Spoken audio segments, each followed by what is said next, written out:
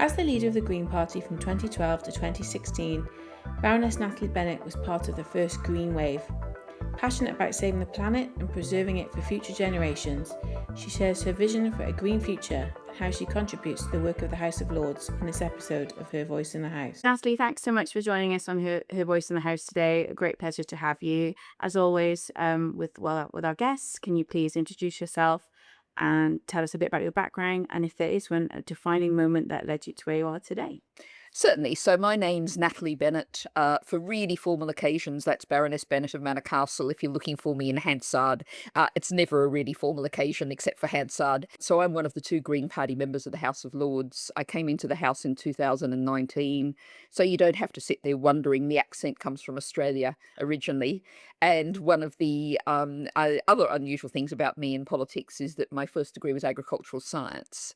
And we're very short on people across both houses from a scientific background. We badly need more people from that scientific background. But I was leader of the Green Party of England and Wales from 2012 to 2016. And when I was first elected leader, the media got very excited about the fact that as Green Party leader, I was a party leader who knew how to shear a sheep. Which probably tells you more about the media than it does about me, actually. So scientific background, I've also got degrees in humanities and social sciences. I spent 5 years in Thailand, partly as a volunteer working for the National Commission on Women's Affairs. But professionally, I've mostly been a journalist, worked for the Bangkok Post in Thailand and came to London, worked for the Times, the Independent. The Telegraph also claimed me, though that was very brief when I was elected as leader. And then I finished up as editor of The Guardian Weekly, the international edition of The Guardian. Fantastic. So what inspired you then to start that career in journalism and then making that transition to politics? Well, I think why journalism, first of all, was having spent 4 years doing the agricultural science degree, I really couldn't see where it was going to take me except to become more and more specialised knowledge. I might have gone on and done a PhD and become the world expert in the blue-winged pink-spotted fly and, boring people at parties on every opportunity on the subject. I realised that because I went to university at age 17, no one in my family had ever been to university before. There was really no one to advise that perhaps I would have been much better off with a more generalist degree. So I took a large left turn and decided I wanted to become a journalist, a very patient sub-editor on the Land newspaper in New South Wales, spent a week teaching me how to write an intro, and then I went and got a job as a journalist. And so what I loved about being a journalist was I'm interested and fascinated by everything. And as a journalist, you cover every subject under the sun. But I always knew that I wouldn't stay in journalism my whole career. I saw lots of people who after 15, 20 years as a journalist, particularly I mostly did international news, who either get very depressed or very cynical. It's, this year's coup, this year's drought, this year's war. It can get very depressing. So I always thought that I would shift into trying to change the news rather than just report the news. I did a lot of United Nations work. I expected I might have joined the United Nations, joined an NGO or a campaign group, those sorts of things. That was my expectation, but I always knew I'd want to shift to try to change the news. And looking back, do you wish you kind of maybe had gone that career route, or actually you're quite happy with how it turned out?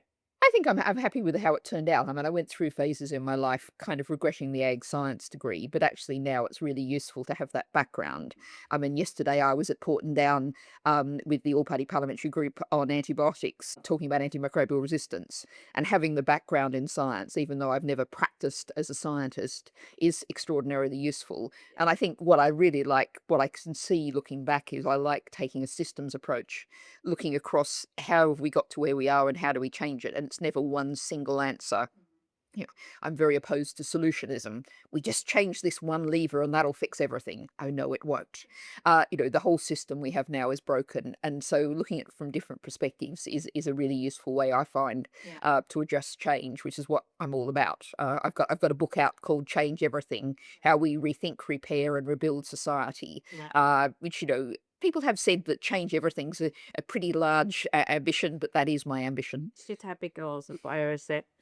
So talk to us a bit then about your political career, some of the highlights, some of the challenges. I think for me, how I sort of was introduced to you is when you did the election debates, and it was all the girls, as I said, being from Wales. So Anne Wood was up there with you, and Nicola Sturgeon. I think that was quite a defining moment for women in politics. But perhaps you can sort of tell us about, that time serving and what you enjoyed and what was most challenging for you. Certainly. Well, that was the 2015 election, and we were there with David Cameron, Ed Miliband, and Nigel Farage.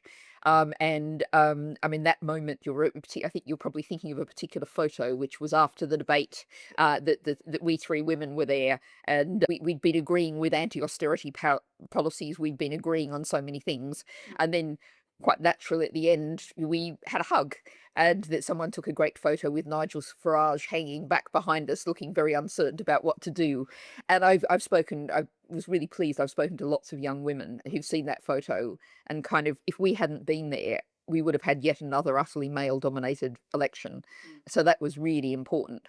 But that was, a very difficult election. It was very exciting, but also very difficult election for me, because we had what was now the first Green surge. We're right in the middle of the second Green surge now, and back then, we got over 60,000 members.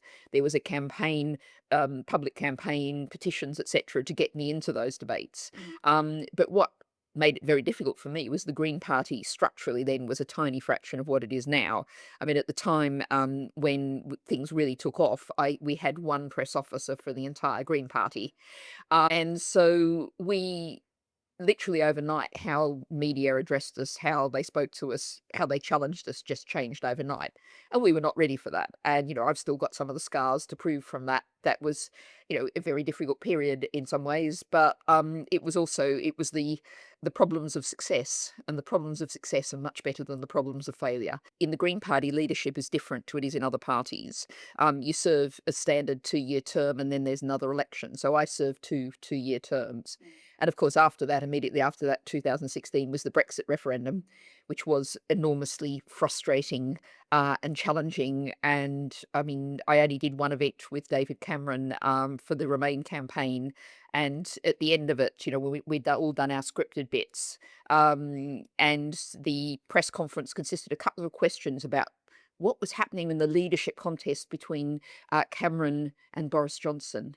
And this was, we were right at the end of the Brexit debate. And I actually stepped forward and, it might be said, berated the media and said, actually cover the issues that are here in this campaign. This is not a Tory leadership contest. And so after all of that, I was very tired. So I took a little break after that because I needed it. It's a bit like Jacinda Ardern in New Zealand. You get tired. And I think it's important to acknowledge those facts. And of course, then I came back into the House in 2019 under Theresa May's resignation list.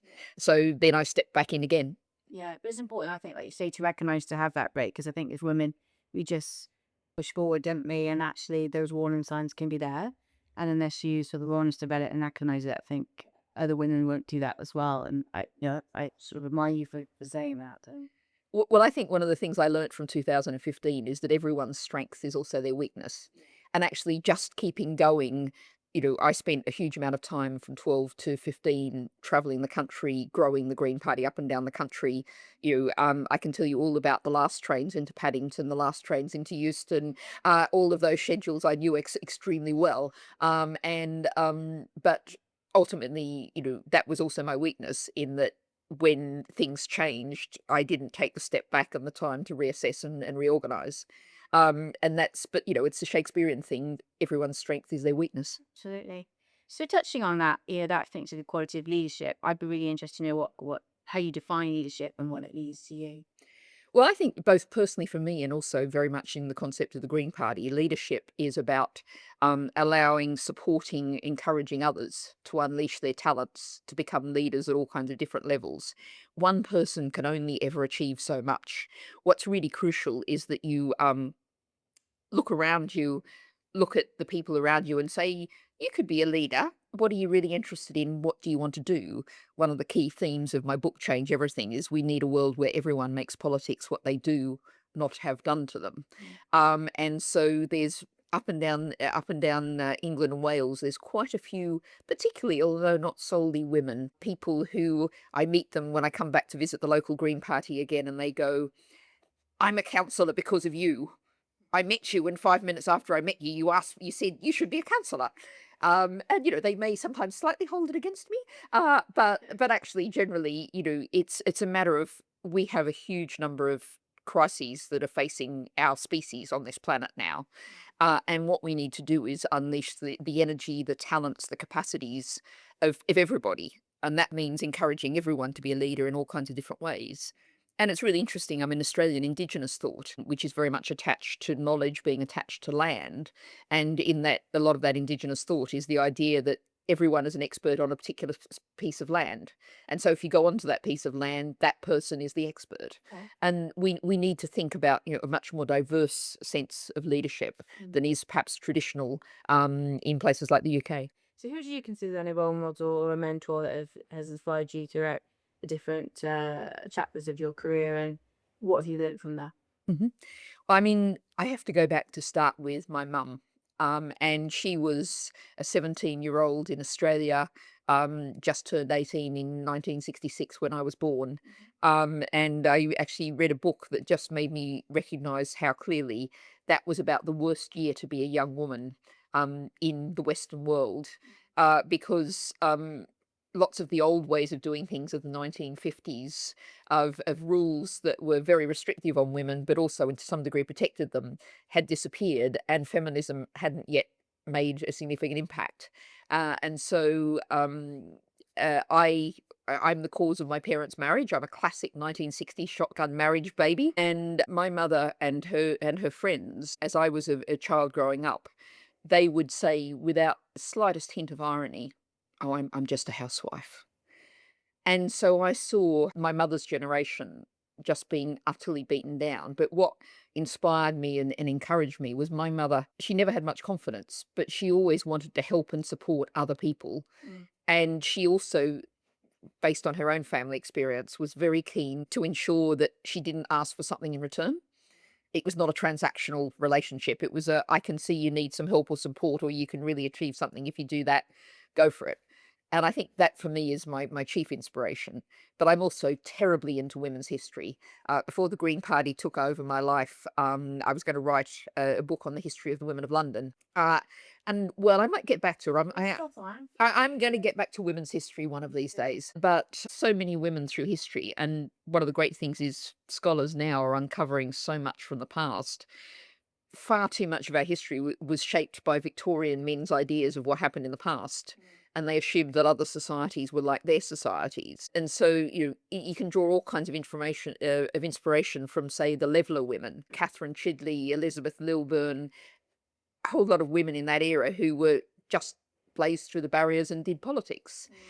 You look, right back to the first, this is very little well known, but the first individual author we know of was a Mesopotamian woman in Hedwana, and that was well over 1,000 years before Homer. And there's so much women's history there that I think uncovering that women's history is really important for all women, but particularly for young women today, to be able to. It's often presented like we're blazing things that have never been done before, and actually they have been. And my next book, which is coming out in April, is called Green Thinking: Unlearning Outdated Ideas. And we've got to unlearn about a lot of our understanding of the past. So you were introduced to the Lords in 2019. Some of your colleagues that I've interviewed have shared how they actually, were told, informed that they were being considered. Was there sort of a memorable moment? Well, I think one of the things is it all happens so very quickly. And then there's the strange period when you're not allowed to tell anybody. And I think having listened to some of your other podcasts, many have reflected on how deeply strange that is, and not being able to tell anyone. But of course, this was also just before what we didn't know it then, but just before the 2019 election. So coming in, it's traditional. You're told you're supposed to spend, weeks and months finding your way around this place, getting settled before you make your maiden speech and everything. I think I made my maiden speech, I was thinking it was the third day I was in here, which was a huge Brexit debate that I really needed to be in. And then, of course, we had very soon after that, Boris Johnson called the election. And then very soon after that, we had the COVID pandemic. And, I can remember, because I was a relative youngster around this place, there was the week when the country was in lockdown, but we were still passing all of the statutory instruments, etc., to actually make the legal framework for the lockdown. And I was walking around the house with very few other people, almost deserted, using my scarf to open door handles because we didn't really know anything about COVID transmission then. One of the things, I mean, I've never done a job previously for more than 5 years, and one of the things that I did think about coming in was, this is a life sentence. I mean, I don't believe it is, because I'm confident that we are going to reform this place, reform the whole British Constitution. So I don't regard it as a life sentence, but for practical purposes at the moment it is. And so for doing a job for more than 5 years seemed like something to really take on. But it's been so different. I mean, we have been through so many prime ministers, a couple of different governments. And so the circumstances change so much that it, 1 year to the next doesn't really feel like the same job. Now, what do you enjoy most about seeing the Lords? I think I enjoy the opportunity to be able to stand up in a debate and fling open the Overton window. I mean, I really noticed this. I've done 2 financial services and markets bills. And particularly the first one, this was under the Conservative government. Labor was just basically agreeing with what the government was doing, which was, creating the idea of growth, broadly deregulation. And except for me and later through this process, Lord Seeker, the only people putting down amendments were right-wing Tories and banker crossbenchers. And you could see the government being pulled further and further in the direction of the interests of the financial sector and against the interests of the rest of the country. So just by me being able to get in the room and put down an amendment and speak to it and present different ideas, our politics has been dragged enormously to the right over a long period of time. I'm able to push to open the range of possibilities. So it's the chance to put forward those ideas. And, I think the House went through a phase where it felt like, oh, it's Natalie speaking again. But I think they've kind of, I think there's now an acceptance that I don't get up unless I've got something different to say. And because the Green Party has such a different political philosophy, different political views, I have something to say, something to add to the debate. And people may not agree with me, they may violently disagree with me, but there is a general acceptance that it is good for the House to hear different views. So, what are some of the issues then at the moment that you feel particularly passionate about that you're getting stuck into? And obviously, one as we record, it's a week after the Gorton and Denton by-election, which your party won. Congratulations. Thank you.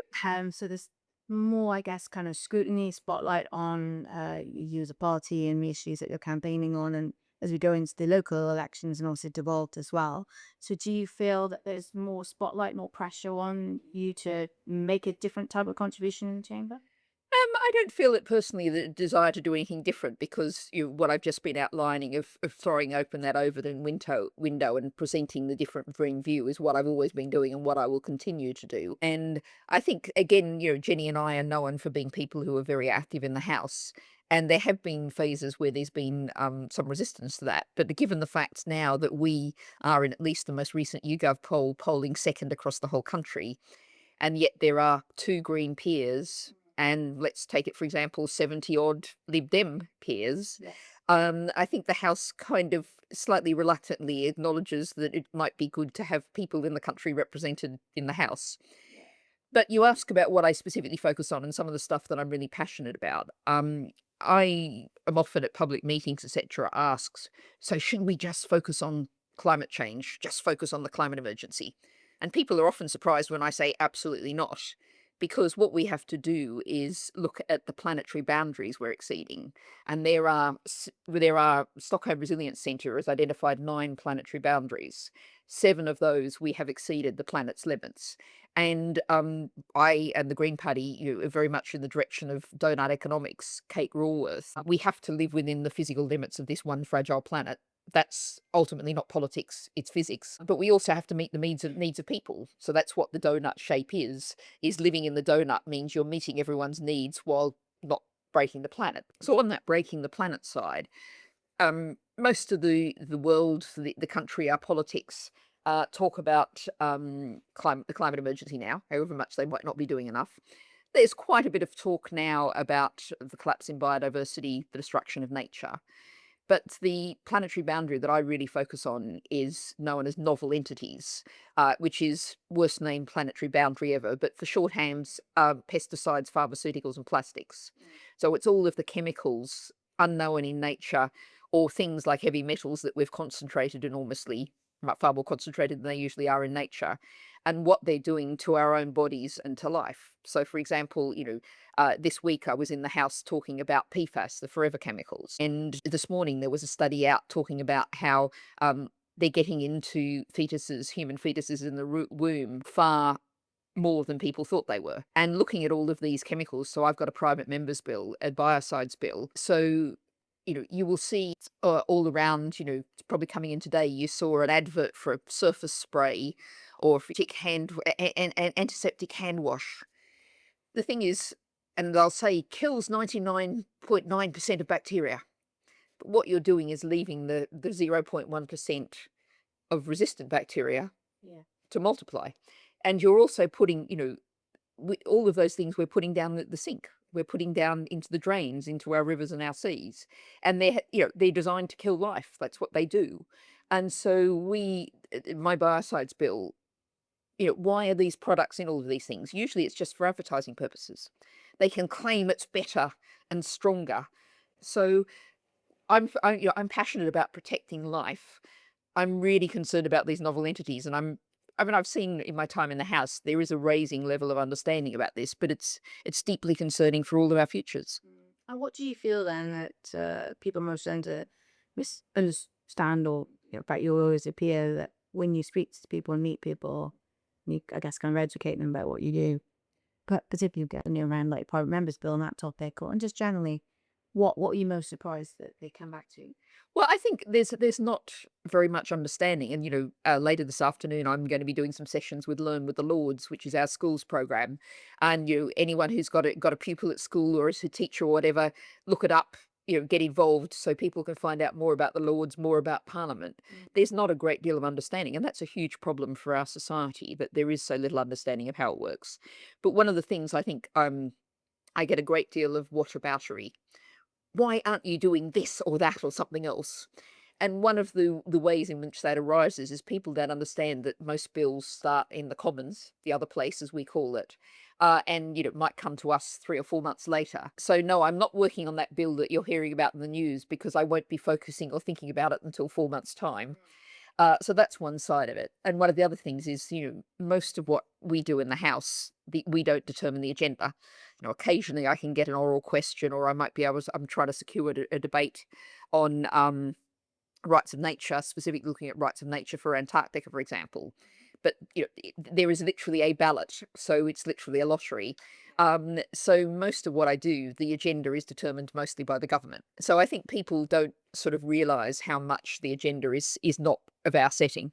And do you think that the media have a role to play in this, to particularly report on Parliament a little bit differently? I mean, that's what I'm trying to do with Her Voice in the House. Obviously, spotlight what yourself and your colleagues are working on, but give you that space to talk about things in depth, because I think that's important and very incredible feedback. So, would you like to see the media perhaps shift how they report? Well, I think the reality is the so-called mainstream media is of less relevance every day, but it has moved away from that. When I was a sub-editor on the Times, there used to be, and I'm talking the early 2000s here, a Parliament page. I edited it for a while, and so there was actually, I mean, it was Commons rather than Lords, but there was a proper half page of the Times coverage of a debate with some of the main points that had been made through this debate. And we entirely lack that kind of just basic factual reporting going in depth. And I think it is a real problem with the British media. There's a lack of that. But you and people like you, there's a reason why podcasts have become so popular, as generically, not just yours, but around the board, is people are actually really looking for this deeper understanding. And the mainstream media has really failed to do that. And it's something that I think is just, I see it as such a waste. How much of politics gets reported like a football game, and how much of politics is reported what's going to happen in the next election? What do the polls say this day, this week? Yes, the polls, there's a poll out which people were polled in the last week, but people will have already moved on from that. Yeah. And so there is just a huge amount of time, energy and talent wasted on football score type reporting of politics. Mhm. And I think, people are really fed up with that and really hungry for something different. And that's something that's making them go away from the mainstream media even faster. So you lead a really, really busy life. It's the question I'm sure all of us girls hate being asked, but how do you balance that your work commitments, your personal life, and is there kind of a tip or a hack that keeps you on the straight and narrow and keeps you relaxed, I'd say as well? Well, I believe in a work-life balance. I don't have one. Or alternatively, if I'm going to go all politician-y, my work and my hobby are the same thing. So if you divide my hours in half, you almost get to something reasonable. Yeah. But seriously, I and the Green Party are very much champions of the 4-day working week as standard with no loss of pay. And when I say this to audiences, some clever person in the audience will say, "Well, so would you do a 4-day week?" To which, I'm afraid, whatever there's only two peers in the House of Lords, Green peers in the House of Lords, no. We are in a system of being a fast rising political force, and we are grossly underrepresented. So there is, you know, I think it's worth my time to give up. Mind you, I have, as I've already said, I've got one book out, another one on the way, and I'm planning to write a book after that. That is it is work as well as being leisure. I am lucky that I enjoy what I do. And I have recently actually, I've got a Substack, and I introduced the term AI slop into Hansard. And I got fed up with all the AI slops, so I've taken up something. I studied art at school, so I've taken up gel plate printing, and I've made a whole lot of gel plate prints that illustrate. So the actual real contact of paint on with found objects on paper, Yeah. creating the artwork for that. So that's a little bit of carve that time out to do that. Yeah, we'll send us some pictures and we'll share it on the Okay. or whoever's Instagram because that'd be cool. I think people would like to see that. Great. Good stuff. Looking back at your career and moving forward as well, what advice would you give to your younger self? Well, I think I kind of stumbled into, and because I was also quite a bullheaded child and teenager, that, I mean, I said I studied art and I had to fight very hard as my sort of 12, 13-year-old self because I was, quote unquote, one of the bright girls. So you weren't supposed to do art. And I really loved art. And I'm really glad I did when I first came to Europe, that could look at all the art in the galleries and have some sense of what I was looking at. Yeah. So I think lots of people will tell you, oh, you should study this course or you should follow that way because it'll get you a good steady job and a steady career. I mean, I've never done that. And when I talk to school groups, college groups, etc., I very much say, follow what you care about, what you're passionate about. People ask me, how do I get into politics and, what sort of politics should I do? Again, politics is many different things. Organising a litter pick is politics. It's working together with others to make the world a better place. Running a community garden is politics. So follow what feels right for you, what fits your skills, your interests, what you like doing, rather than, people telling you should do this because that's the right thing to do. And then for women in particular, is there any sort of different advice you'd offer them? For that next generation of women who want to stand, obviously with Hannah Spencer being elected last week, it's great we've got another woman in the house. Would you say to them there's something over and above they need to do compared to the men, or actually just be yourself? I think one of the key things is undoubtedly women come under more pressure on social media. Generally, ridiculous focus still in the mainstream media on what people look like, etc. And if you are assertive and strong, you will get called nasty names. Whereas if a man had behaved in exactly the same way, no one would bat an eyelid. So I think one of the key things is if you possibly can, try not to be isolated and on your own. Have a support group around you. It's more tough for women to do it on your own. So try and have a support group around you. And that also is an opportunity for, say a woman who thinks, oh, I'm just never going to be the person there in front of the microphone. But you can be the person supporting someone in front of the microphone, and that's just as important a job. Yeah, I always say it's good to have that girl squad, isn't it? And everyone has got their own part and their role to play. And they can be your advocate, they can be your mentor, or they can just be your friend that turns up and signing and cheering him back of the room. I think that makes all the difference. So definitely subscribe to that. And your party, as you referenced earlier in our interview, I think a second in the polls. What's your hope looking forward as we go towards the local elections and then the devolved elections? listeners will know that I'm from Wales, so it's going to be a particularly interesting election from us. And Hone looks like Greens will do particularly well. Actually, I think in Cardiff, if we were looking at specifically at an area. So, what do you hope to see when we all wake up on the 8th of May? And our political landscape is very different. Yes, the Senate is enormously exciting. We have not had a Senate member previously. We've now got a much more democratic electoral system, and we have a very good chance of having a group, a representative group there. And I mean, our lead candidate in Aberystwyth, up in that area region, is actually a woman who I've had lunch with, and she'd be great. I really hope she makes it. But we've got a great team in Cardiff and right across Wales, so that's huge. There's also, of course, our sister party, the Scots, who've got the Scottish Parliament election, and the polls suggest they're going to do extremely well up there.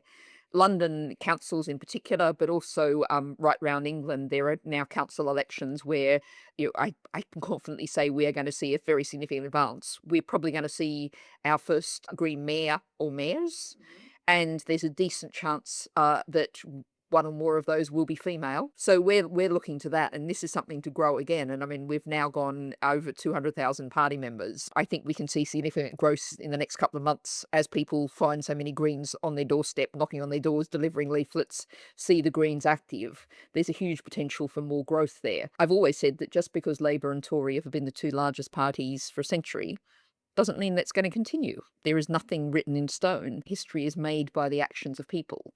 And so it's everyone who's getting out and doing politics, getting involved, getting engaged. People need to understand that they have the power with their vote, with their political activity, to change them. Toughest question, and all your colleagues have said this, and they often sit there looking very perplexed. But how would you describe the Lords in one word? I don't find this perplexing at all, because when I speak to audiences around the country, I say, if you want to understand the House of Lords in one word, it's strange.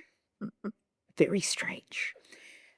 We have a British political system here in Westminster. The last significant change was women getting the vote more than 100 years ago. We have all sorts of weird arcanery.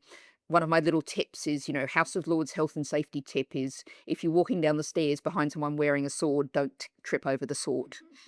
That's good advice. Well, I've never had that blender, so I'll keep that in mind if I do.